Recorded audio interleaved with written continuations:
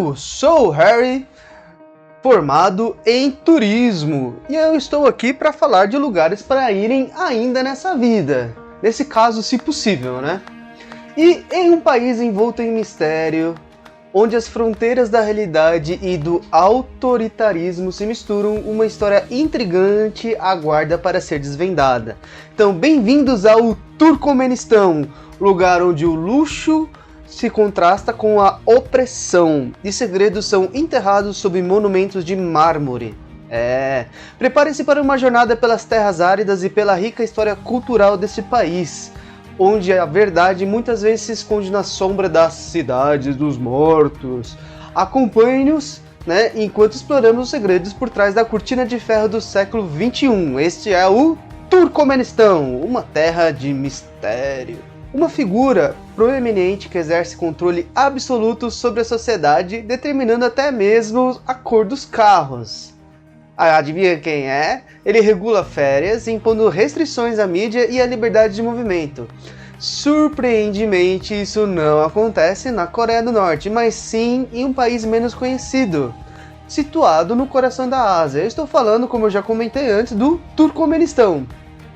Este regime autoritário, envolto em mistério e muitas vezes ignorado pela mídia internacional, apresenta uma realidade própria, marcada por uma história rica de paisagens deslumbrantes do deserto. O Turcomenistão é uma nação que não tem litoral, abriga cerca de 6 milhões de habitantes e é um dos países de extremos. De um lado encontramos as vastas planícies do deserto de Karakum, enquanto o outro a capital Ashgabat reluz com seus monumentos extravagantes adornados com mármore branco, testemunhos de uma rica história que remonta à Era da Rota da Seda. Sim, Turcomenistão era da Rota da Seda. Anteriormente, era uma parada crucial, ele serviu como uma ponte entre o Oriente e o Ocidente, enriquecendo-se de uma herança cultural vibrante que mistura tradições antigas com influências soviéticas. Lá vamos nós, os soviéticos, de novo. A história moderna do país é marcada por sua integração ao Império Russo. Sim, Turcomenistão fazia parte da URSS.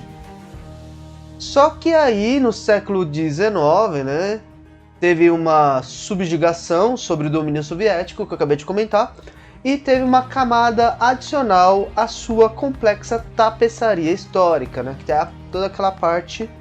Não vou aqui falar de história, mas, por favor, comentem aqui se vocês querem um vídeo só sobre aula de história, tá? A população do Turcomenistão é principalmente composta por turcomanos, embora também tenha algumas comunidades russas e uzbeques, tá? Quem não conferiu o vídeo do Uzbequistão, vai lá nos vídeos anteriores que o DJ vai colocar aqui no final do nosso vídeo e você confira o vídeo falando sobre o Uzbequistão, tá bom? Refletindo uma diversidade que vai além das suas fronteiras. A língua predominante, o turcomano, compartilha raízes linguísticas com as outras línguas da região. Aí vai ter o turco, o cazaque, o azeri, o uzbek, o kirski e por aí vai. O Turcomenistão é predominantemente muçulmano sunita, tá? Novamente. Querem saber o que é? Muçulmano sunita? Comenta ali. Com cerca de 90% da população seguindo essa fé. Aí tem uma pequena parcela que são cristãs ortodoxos. Apesar da Constituição garantir a liberdade de crença na prática, não é bem assim que funciona, tá? Eles têm bastantes obstáculos para praticar outras religiões do muçulmano. Não seria muçulmano, seria islamismo. Correção da minha parte. Sob a liderança de Sardar Berdimuhamedov, não sei falar turco, então por favor me perdoem, que sucedeu seu pai e controla a mídia e a internet e é estritamente regulado, tornando o Turcomenistão um dos países mais fechados do mundo, em termos de democracia e liberdade.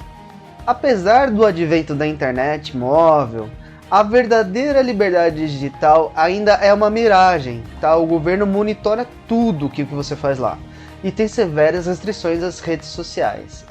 Gente, para vocês terem um pouco de choque de realidade, tá? Desafiar esses limites pode resultar em detenção ou até mesmo desaparecimento. Detalhe na palavra desaparecimento, tá? Não estou assumindo o que acontece com as pessoas, porque não sabe. Embora os detalhes econômicos do país sejam obscuros, o Banco Mundial reconhece que o algodão e o hidrocarboneto são os pilares da economia turcomana, que se orgulha de ser um dos principais produtores de algodão do mundo e possuir uma das maiores reservas de petróleo e gás natural. A maioria das importações do Turcomenistão vai para a Ucrânia, Irã, Turquia, Rússia e Emirados Árabes Unidos. Tá? A população em geral parece não se beneficiar significativamente dessas transações, ou seja, né, é uma ditadura.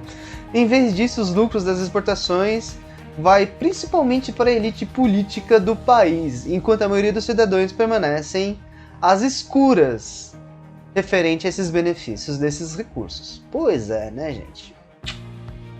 Na capital, Ashgabat, lar de cerca de 1 milhão de habitantes, a riqueza gerada pelas exportações é evidente na arquitetura luxuosa da cidade, com enormes edifícios revestidos de mármores brancos, avenidas amplas e estátuas imponentes em bronze em homenagem aos líderes do país.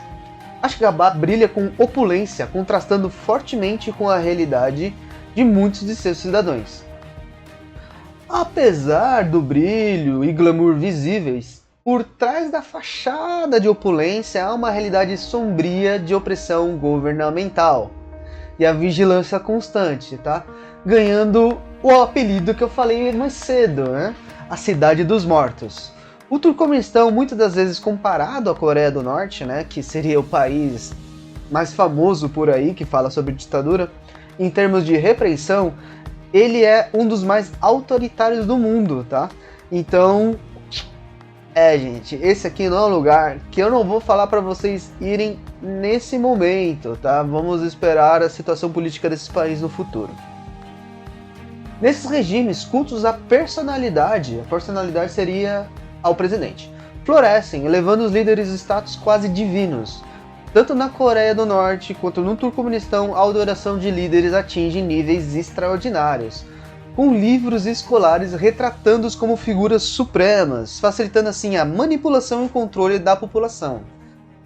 Gente, então tomem cuidado com esse fanatismo cego que certas pessoas tiveram uns anos atrás aqui no nosso país. Esse fanatismo político não é saudável, tá? Fica a dica. Desde a dissolução da União Soviética em 91, o Turcomenistão conquistou sua independência, mas a sua trajetória política tem marcada por uma sucessão de líderes autoritários, tá? O Turcomenistão, na teoria, ele é uma república, só que não. Ele teve apenas 3 líderes no comando, desde então. Tem uma competição implícita para ver quem vai exercer o poder de forma mais extrema. Vamos lá, vou tentar falar o nome do cara. Saparmurat Niyazov foi o primeiro nessa linha de líderes, ascendendo ao poder em 1985 e governou até morrer, em 2006. Ele estabeleceu o culto à personalidade dele desenfreado, autoprogramou presidente vitalício, realmente foi, né? Em seguida, Gurbanguly Berdimuhamedov assumiu o controle em 2006. Embora tenha abandonado algumas das políticas mais extravagantes, ele manteve a repressão política e a censura de mídias. Em 2022, seu filho, Sardar Berdimuhamedov... Pega o pombo. Gente, eu falo inglês, um espanhol, agora grego, russo e essas línguas assim... não consigo. Então vamos lá. Em 2022, Sardar Berdimuhamedov... por favor, não venha aqui atrás de mim porque eu errei seu nome. Sucede a liderança mantendo viva a tradição familiar do autoritarismo. O culto à personalidade estabelecido continua a influenciar a política do Turcomenistão, mesmo após a morte dele, tá? O primeirão lá. Um dos exemplos mais marcantes desse culto foi a imposição do livro Hukkânamah, que se tornou obrigatório para alcançar sucesso acadêmico. Ou seja, você só se forma se você provar que leu esse livro. Gente, é tenso. Tá? Até carteira de motorista, para você conseguir lá, você tem que provar que leu isso aí. O Niyazov, que é o primeiro, tá? O primeirão. além de reescrever o calendário incorporando os meses ao seu nome, ou a sua mãe, ou os seus familiares. Então, por exemplo, lá os meses não é abril, março, é tipo os nomes da família dele. E aí, gente, o negócio foi tenso. Teve proibição de balé, ópera, circo, até posse de cachorro, não pode mais. Fumar em locais públicos, ou pelo menos fumar em local público, eu acho isso uma coisa boa, né? Mas enfim. Enquanto isso, tá, os recursos estatais impostos, adivinham para onde foi? Bom, eu já falei antes, então se você prestou atenção no vídeo... Então, aí, o segundo, tá? Houve alguns sinais de mudança, né? Ele tirou aquela proibição do cachorro, né? E também abandonou a obrigação de ler o Hukanama. Para algumas questões, não para tudo, tá? E ele tentou romper o culto à personalidade. Claro, né? Porque ele era o sucessor, não podia cultuar o antecessor. Faz sentido para vocês? Após um breve período de esperança, né? Durou pouquíssimo, né? Não precisa nem falar. Não apenas perpetuou, mas também aprofundou os métodos autoritários do seu antecessor. Ou seja, ele tirou algumas coisas, mas piorou outras. Ele tornou Ashgabat, que é como eu estava falando, ele é a capital, em um centro de luxo excessivo. Então, por exemplo, tem centenas de prédios revestidos, como eu já comentei, de mármore branco. Então foi o segundo que fez isso. E já que o antecessor proibiu os cachorros, ele fez uma estátua de cachorro na praça, né? Numa época ele botou lá uma estátua de cachorro no meio da praça. E aí, ele trocou todos os carros do governo para Mercedes brancas. Gente, o cara foi assim, vou gastar para provar que eu posso. Mais ou menos assim. Aí, para piorar, ele proibiu, né, a importação de carros pretos, ou seja, só pode carro branco, tá? E depois, ele também fez a apreensão e multa de carros de outras cores, ou seja, forçou os proprietários de carros de outras cores que não fossem brancos a repintá-los. Uma política também foi implementada proibindo mulheres de obter carteiras de motorista dirigir, gerando críticas internacionais por violar os direitos das mulheres e ser considerada discriminação. Isso realmente foi feito. Agora, se continua, depois vocês vão entender mais pra frente. O líder atual, né, o terceiro, né, que seria o filho do segundo, enfrenta críticas por sua falta de eleições livres, ou seja, é um outro ditador. Apesar da ostentação de grandes edifícios, muitos deles estão vazios, ou seja, tá que nem o centro aqui de São Paulo, né? É uns elefantes brancos. Aí depois é invadido, cai, enfim, dá uma maior dor de cabeça. Espero que isso não aconteça lá. Gente, não é porque é um país ditador que eu vou desejar algo ruim, né? O terceiro, ele tentou realizar alguns eventos caros, tentou fazer uns jogos, e aí o país começou a enfrentar alguns desafios econômicos enquanto ele tentava alavancar a imagem dele, né? Aí ele tem o país, né? Ele tem como comentei também, ele tem uma significativa reserva de gás natural, representando cerca de 10% da reserva mundial. Gente, para você entender, 10% do mundo é esse país que produz. Além de ser um produtor importante de petróleo e algodão. A sua localização, sem acesso direto ao mar, apresenta desafios logísticos para exportar suas riquezas naturais, levando a depender de oleodutos e outras formas, né, para você levar esse caminho. Agora você entende por que a Rússia está fazendo o que ela está fazendo, tá? Então você está vendo que esse vídeo aqui ele é bem complementar. Mas o que a Rússia tem a ver com o Turcomenistão? Como o Turcomenistão é o principal produtor de petróleo e gás, então um dos maiores pontos desses dois produtos vai para a Rússia, né? E a Rússia achou que poderia manipular a Europa cortando esses dois produtos. Gente, para você ver. Mas vamos ver os próximos capítulos, né? As coisas agora estão evoluindo, estamos partindo para a energia elétrica e estamos utilizando cada vez menos gasolina, que é um derivado do petróleo, então não sei como que vai ficar esses países onde a economia é baseada no petróleo, mas acredito eu que vai ter uma bela reduzida. Então, só tô dando uma pontinha do que eu já estou observando. Agora sim, uma opinião pessoal minha. Façam suas pesquisas ou comentem aqui o que eu estou dizendo. Não sou dono da razão, tá bom? Atualmente, como eu te falei, 80% do gás do Turcomenistão é exportado para a China. Agora vocês entenderam o que eu acabei de falar, né?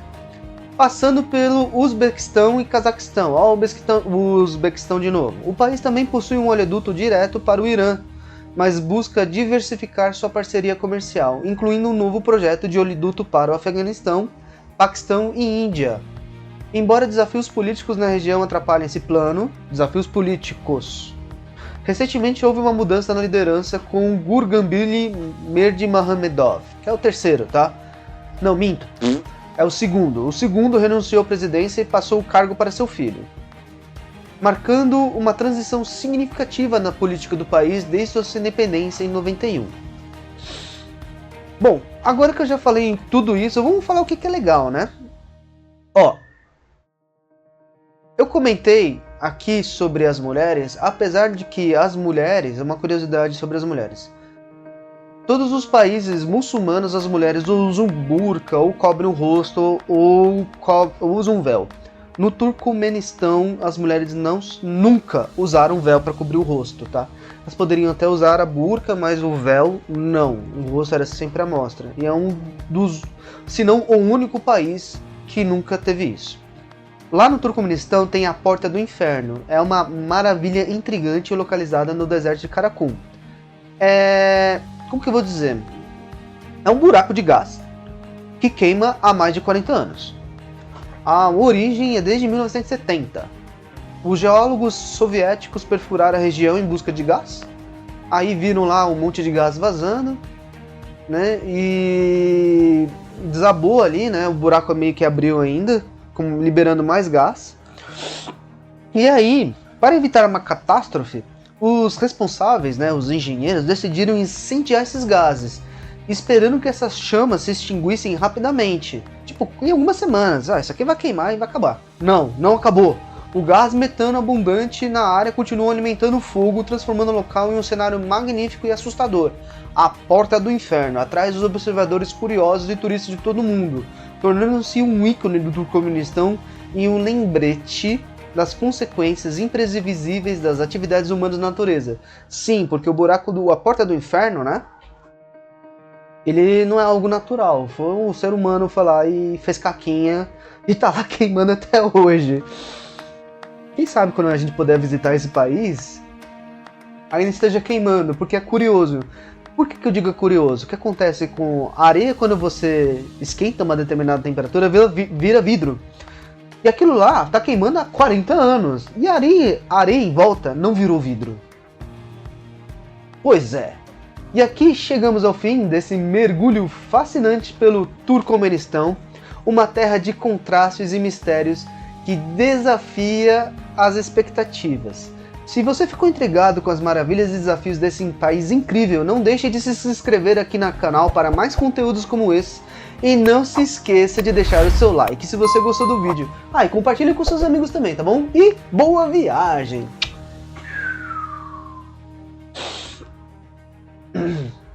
Gente, esse foi um dos... Eu acho que foi um dos roteiros mais complexos que eu já fiz. Apesar que eu recebi ajuda, mas foi bem complexo.